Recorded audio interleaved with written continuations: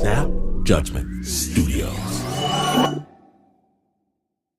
Snap Judgment is brought to you by Progressive, where customers who save by switching their home and car save nearly $800 on average. Quote at Progressive.com.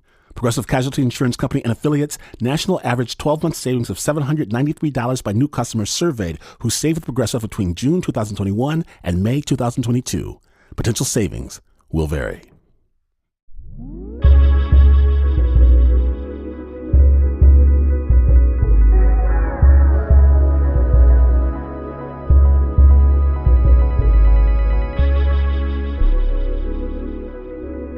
From Snap Judgment's underground lair, welcome to Snap Judgment, a very special Snap Judgment, because last week we brought you the search for No Name Aporva, Part 1.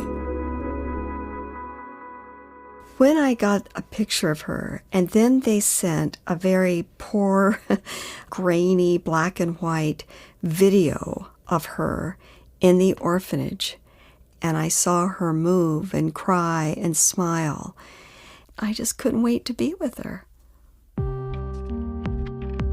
I remember seeing some kind of a headline that said something about baby buying and selling sting was successful.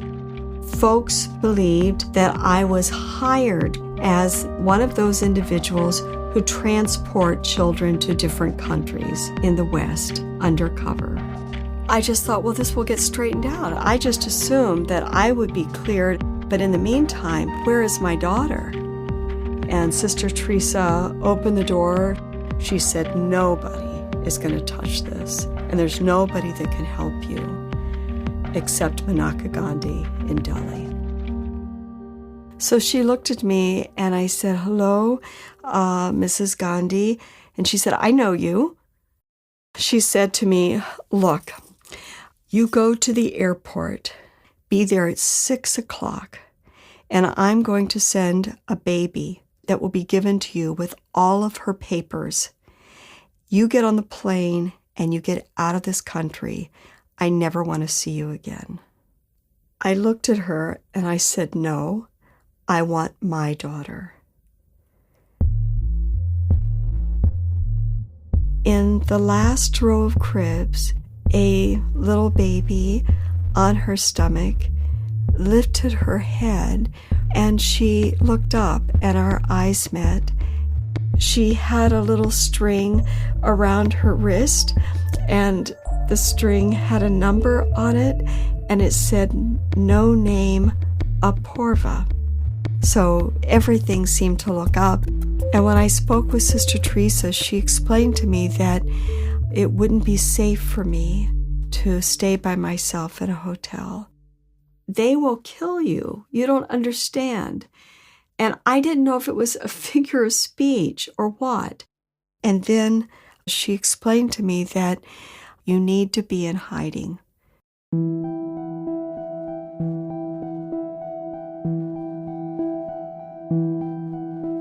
When we last left Danielle Green, her lawyers had just sent her to the prison where the man responsible for trafficking over 50 children, including Anna Aporva, was being held. And if he will sign this document that her parents gave her up freely and that you are not participating in any kind of a ring, that I will begin to process the papers. I mean, all of this is confusing. Why would they believe this criminal anything he would say? But those were the instructions.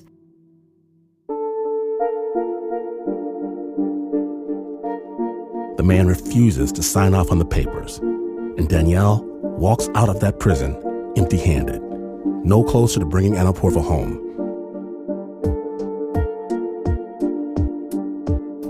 Today, we proudly bring you the conclusion of this story, The Search for No Name Aporva, Part 2. Here's Snap Judgment producer, Nancy López. Danielle went back into her hiding place, back to the empty hospital room with the blacked-out windows and padlocked door. A few days later, in which I'm in a state of feeling pretty discouraged at this point, I had Anna Aporva there with me. I had bathed her in the sink, And at that moment, these two men burst in the door. One was carrying a large brown bag, and my heart started pounding, and I was terrified. Oh my God, it's happened. I was convinced I was going to be killed. This is it. Aporva was on my hip, and I remember moving my arm so that I could hold her and move her in back of me. And I tried to talk with him and ask him, would you please make sure you don't hurt Aporva? She's just a baby. And the one man in front, in English, said, are you Danielle Green? And I said yes. He reached his arm down into the bag, and that's the moment that I began to actually feel calmer, thinking it's going to be over now. It's going to all be over.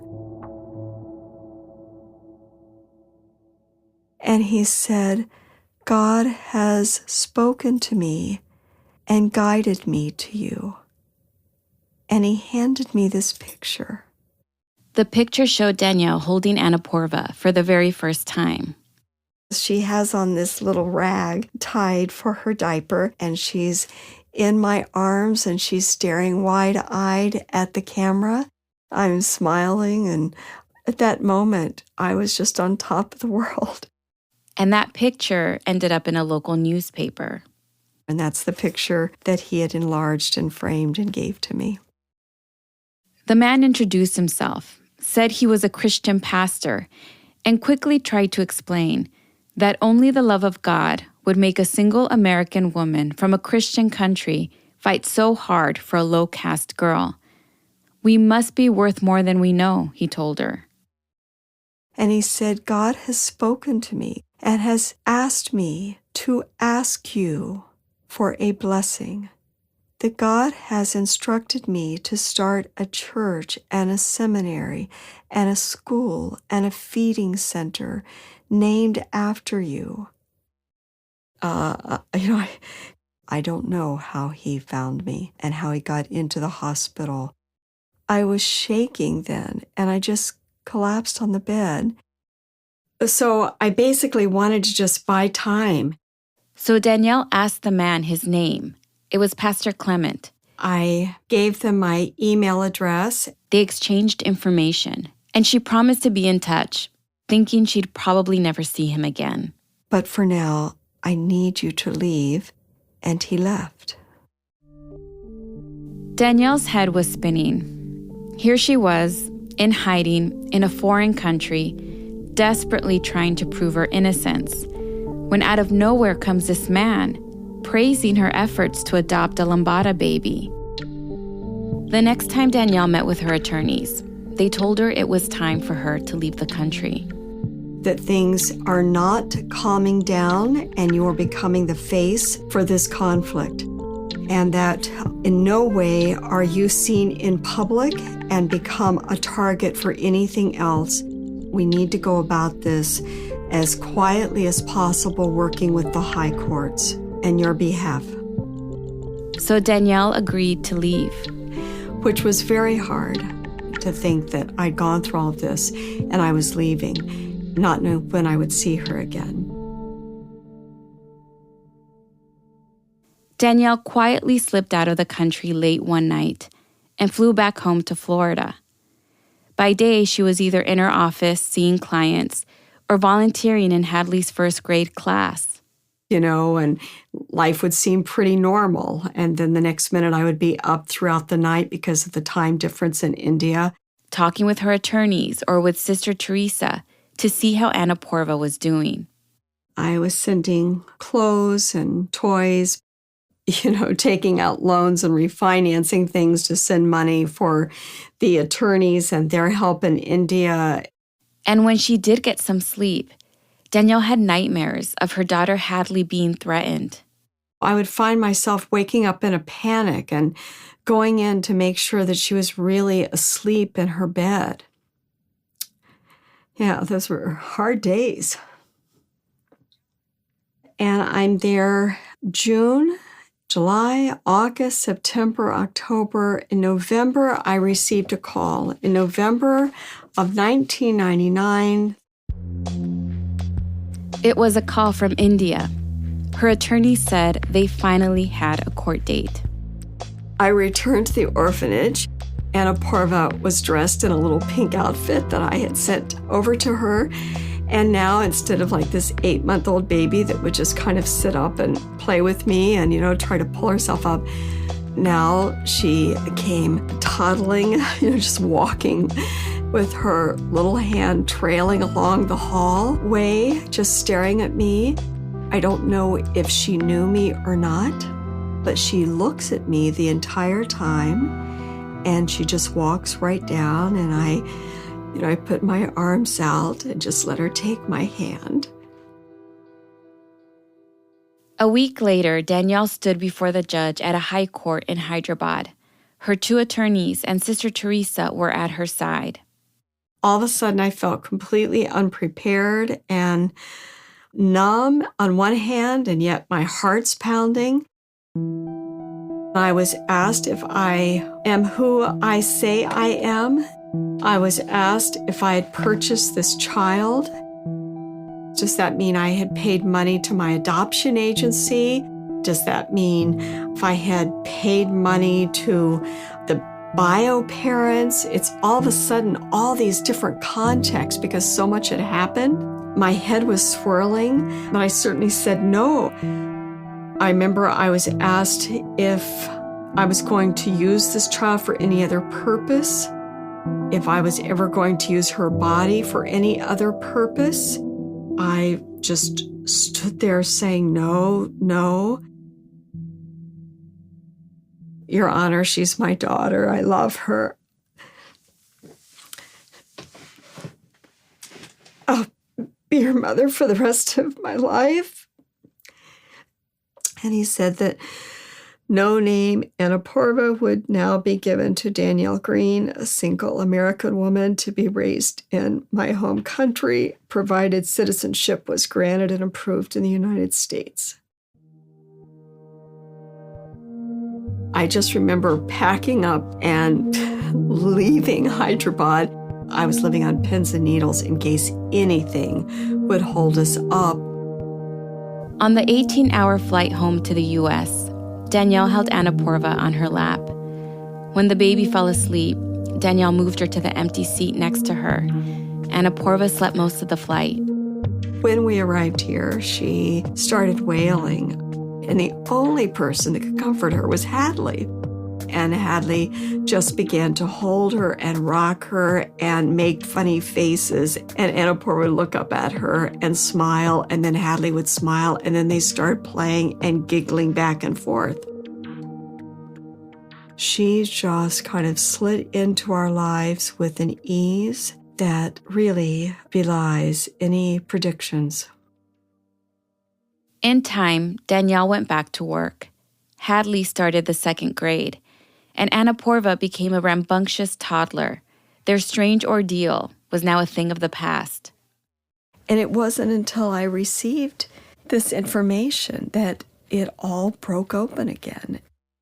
Danielle was home one day in her office, and Aporva was sitting on her lap, when she saw a new email from Pastor Clement, the man who had surprised her with the blown-up photo of her and Aporva. And he sends me an email, and he says that I was out in the forest preaching, and I had a picture of you and Aporva on this makeshift altar. There is a group of people in the Lambada tribe that are hiking by gathering firewood. This family approaches me as I stand behind the altar, and they tell me that they think this baby in the photograph is their child. So I am contacting you to let you know, is this possible? Do you think this is their daughter? I remember I sat Aporva down on the floor as I reread this. My heart sank. What does this mean? I was both very scared and very suspicious. And I thought, I've heard of things like this where people will step forward and claim that it's their child.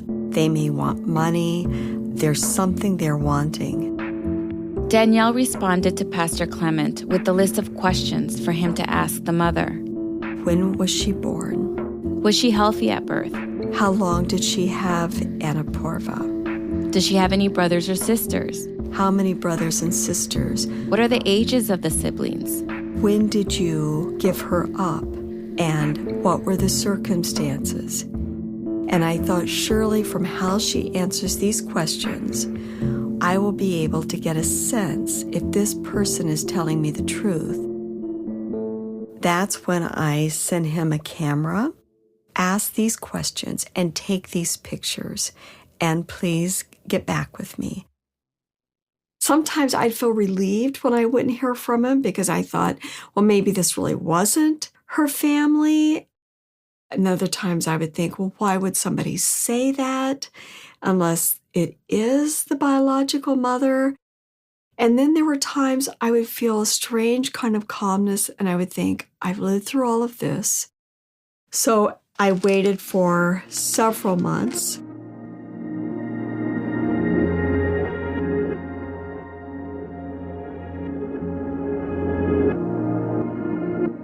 When we return, Danielle receives a very unexpected letter. On Snap Judgment, the search for No Name Aporva Part 2 continues.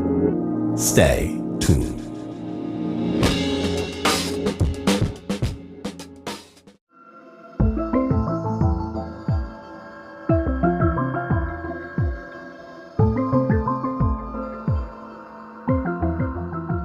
Welcome back to Snap Judgment. When last we left, Danielle and Aporva were settling into their new life together in Florida. And then one day, Danielle found a big envelope stuffed inside her mailbox from India. When she opened it, she found a few things. First, Danielle pulled out a handwritten letter. It was a few pages long from Pastor Clement. He'd found the woman claiming to be Aporva's mother. The answers to the questions were consistent with everything that I had been told. She said that her baby was born in August. She didn't know the exact date, but she described where the moon was. She gave the ages of her other children at the time.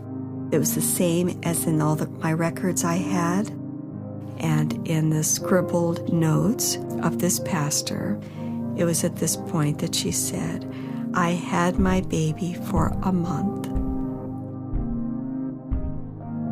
She was sitting and nursing Aporva at the moment, and that she had been approached by a woman by the name of Marguerite, who introduced herself as a social worker, and that she would like to buy her daughter. And she was exhausted and had 8 other children. They were all hungry and tired, and that she was scared that she now had another girl with no hopes for dowry to even get the other girls married, and that she could only think with having so much money, all the bundles of rice she could buy. And that Marguerite explained to her that her daughter, who she named Aporva, would be given this wonderful home where she would not have to walk all the time carrying all of this wood on her head, and would not need a dowry, and would live like a queen, and that with that she would have fine karma.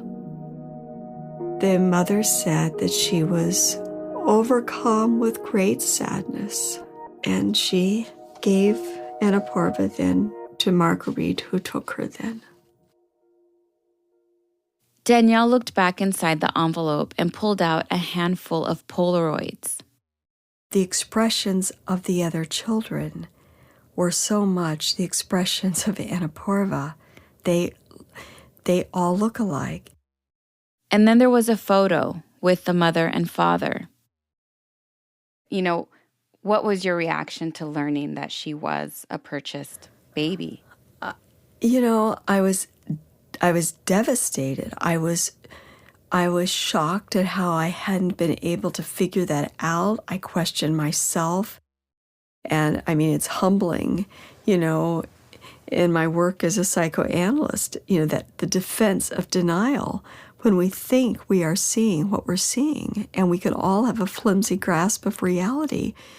And at that point, there was an earthquake inside. I realized I didn't have the information. I had been so naive and determined to save one child. Did you feel complicit, knowing now that you had been involved in something that was criminal? Absolutely. Absolutely, I felt complicit. I felt like I'd lied. I had shame.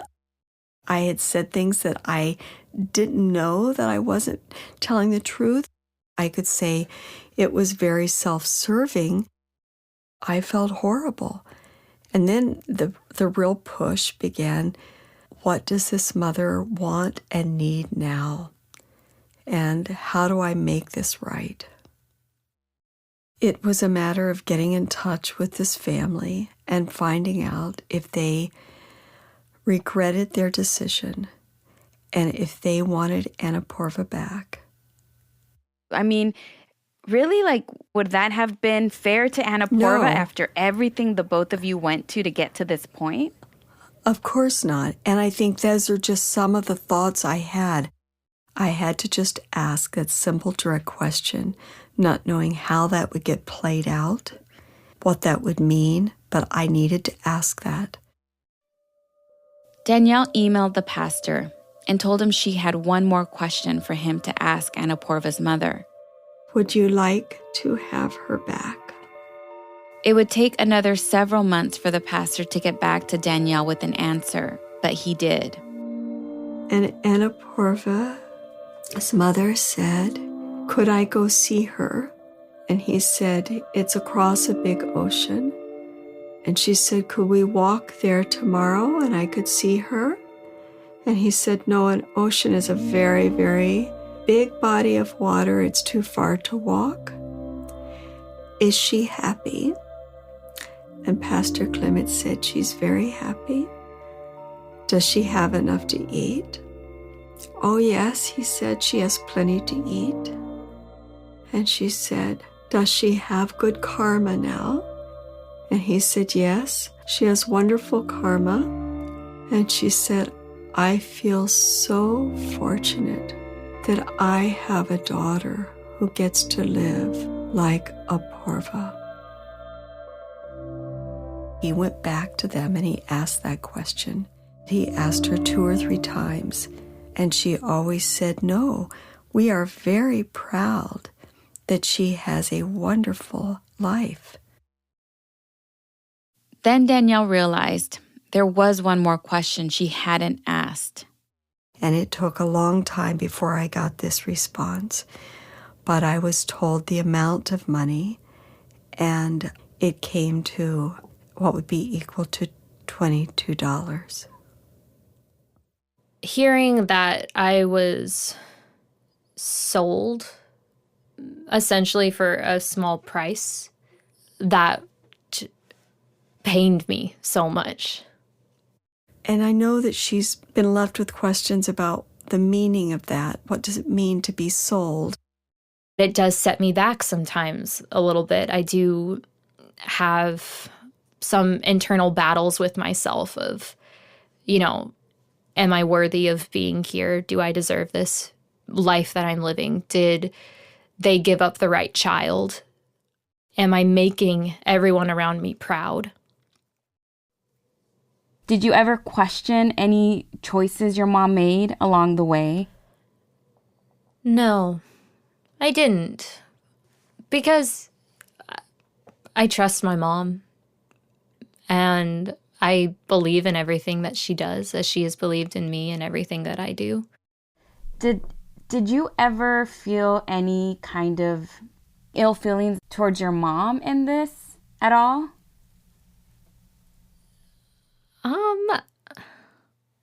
Not that I really remember. Mm-hmm. Did you see it or feel it? I didn't, but that doesn't mean that you may not have had it. My hope would be that you would feel free to acknowledge any negative feelings toward me, that that's part of the complex relationships that happen. It's part of love. So it's okay if you did. Yeah. No, I didn't, because I feel only great respect for my mom. I never thought about, oh, I wish my mom had not adopted me, because I'm so happy she did. But should she have asked more questions? Maybe. Maybe. But, you know, the way I see it is she did the best thing for me. I think both of my mothers did the best thing for me. And so I'm tremendously grateful to both of them. I'm not a survivor of something particularly violent, but I grieve a lot for the girls that were sold into human trafficking and sexual slavery. You know, hundreds and hundreds of girls were not as lucky as I was, because that could have been me so easily, and it was by some stroke of fate that I was not.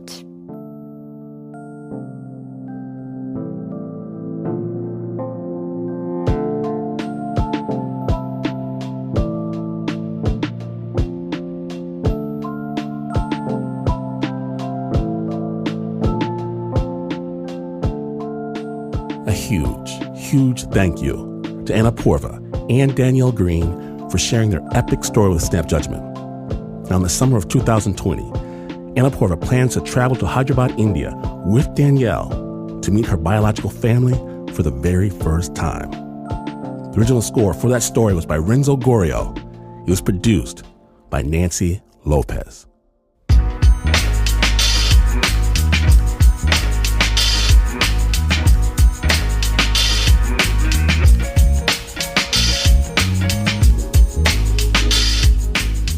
It happened again, right when you weren't looking. But if you missed even a moment of epic storytelling, not to worry. Actually, worry, because these are troublesome times. Who knows if what's there today will be there tomorrow? It'd be amazing. Snap Judgment Podcast, wherever you get your podcast, load up on stories. It might change your life. It certainly changed mine. Please hit me directly on the Twitter or Instagram. I'll let you know what I really think.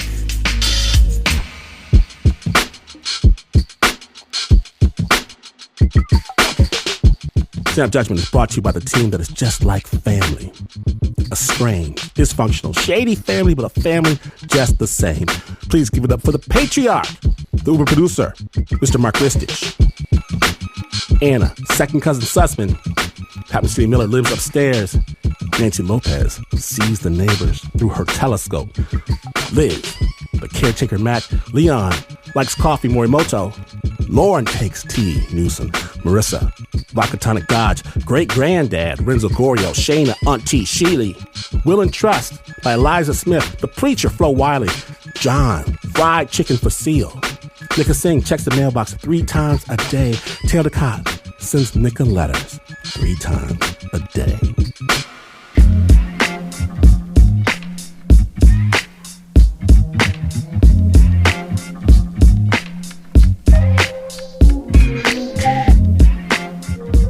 Even though this is not the news, no way is this the news. In fact, you could go bowling.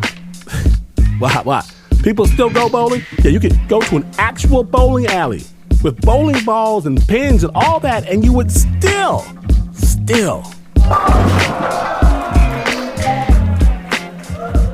not be as far away from the news as this is. But this is PR.